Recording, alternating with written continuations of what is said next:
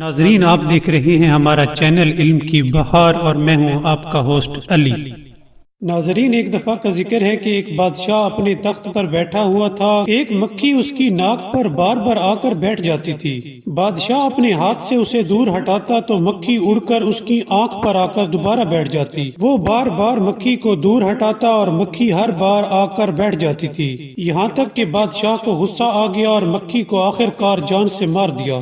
ناظرین، اس وقت ایک اللہ کا ولی دربار میں بیٹھا ہوا تھا۔ بادشاہ اس سے مخاطب ہوا اور کہنے لگا کہ اے بندہ خدا، مجھے بتاؤ کہ خدا نے مکھی کو کیوں خلق کیا ہے؟ اس نے جواب دیا کہ اللہ نے مکھی کو اس لیے خلق کیا ہے تاکہ ظالم اور جابر کو رسوا کر سکے۔ بادشاہ نے کہا کہ مجھے اپنی بات کی دلیل دو۔ اس نے کہا کہ اللہ تعالیٰ قرآن مجید میں فرماتا ہے کہ اگر مکھی ان سے کوئی چیز چھین لے تو یہ اس سے چھڑا بھی نہیں سکتے، کیونکہ طالب اور مطلوب دونوں ہی کمزور ہیں۔ اور دوسرا، حضرت امام جعفر صادق علیہ السلام نے فرمایا کہ اللہ تعالیٰ نے مکھی کو اس لیے خلق کیا ہے تاکہ اس کے ذریعے ظالم اور جابر بادشاہوں کو ذلیل و خوار کرے۔